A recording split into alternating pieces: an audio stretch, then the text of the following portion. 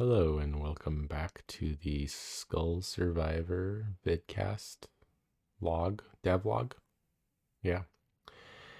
Today I want to go through the process of adding a secondary currency that you spend outside of the current level. So we're just going to start that process by making a collectible and making it so that we can fire an event that other systems can tell when that has been collected. We'll just get started there and we'll move on from that. So without further ado, here we go. So we have this EXP collection. And for lack of a better term, I'll just call it gold. Maybe in the UI we'll call it something else. So these are just game events so that we can add. So I can say on gold collected.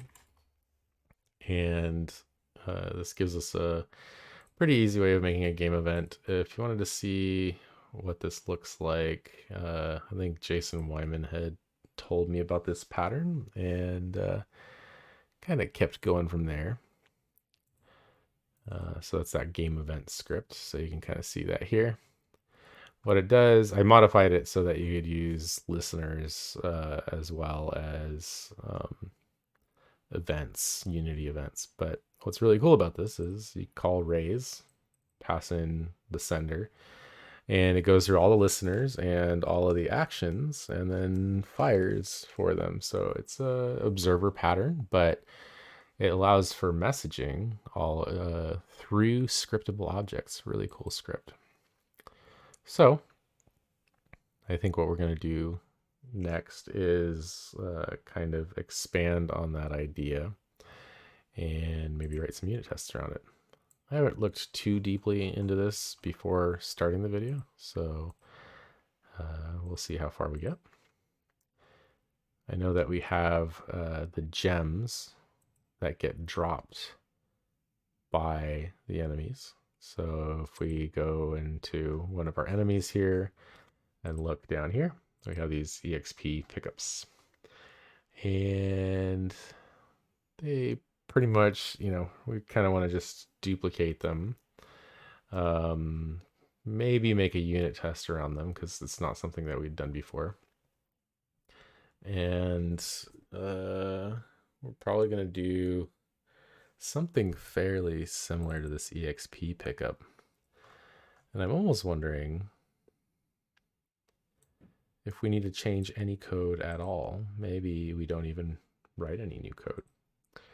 So the option here would be to just say gold pickup. And we just change the event to on gold collected. And then maybe we go in, change the prefab to yellow light, change our gem, maybe select that shader. Ooh, not the shader, the material. Select the material. And maybe make a gold emissive.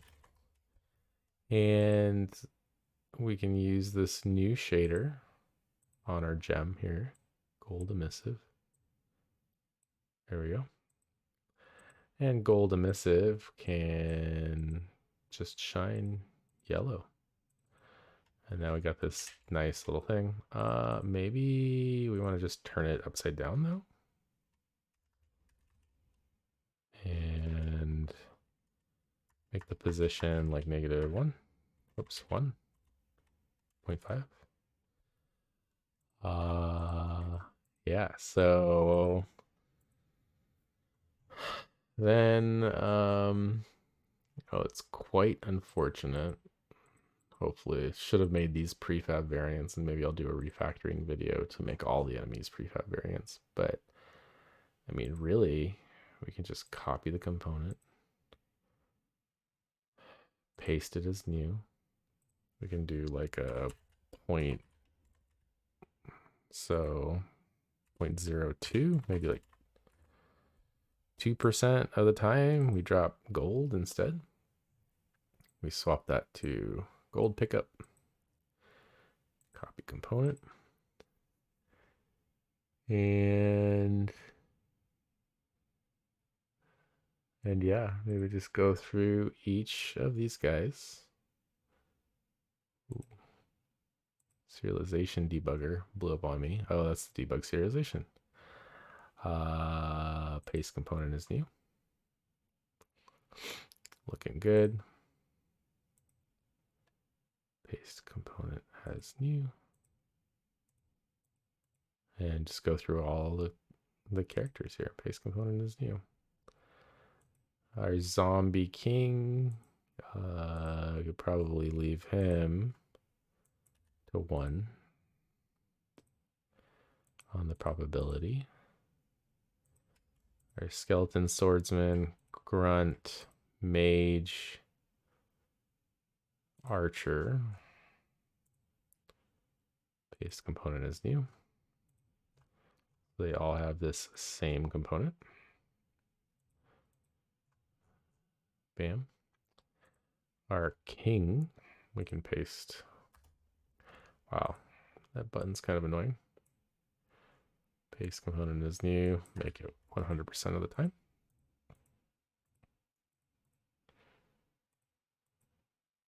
I was kind of expecting to write a unit test for this, and now I'm kind of disappointed. It's very strange. We're going to make this boss as well. That was under ghouls, ghoul boss.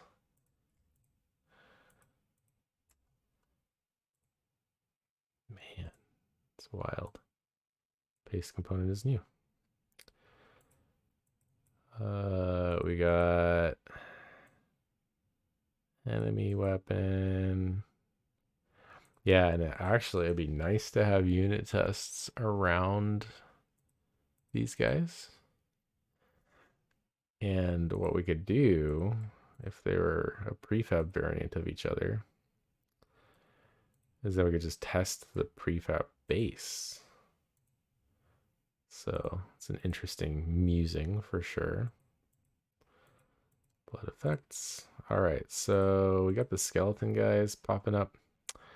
I won't turn on any of the sound effects, but this might be a good place to end the video, just to show that these individualized components just kind of work together and got put together like Legos. It's pretty cool. All right, let's kill off some of these guys, level up. Hopefully see some of the yellow. Oh yeah, there was a yellow one.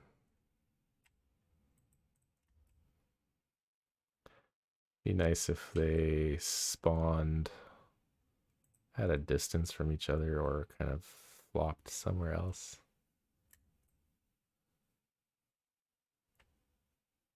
Let's just try and move in one direction. Maybe kill them at a distance. Then we can see hopefully something new happen here.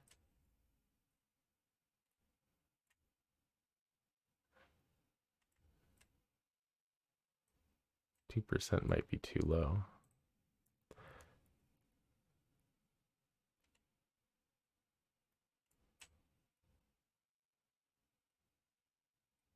What's also interesting is that the lights aren't spawning. Oh, I'm sorry. Let's maximize this so you can kind of enjoy the game more.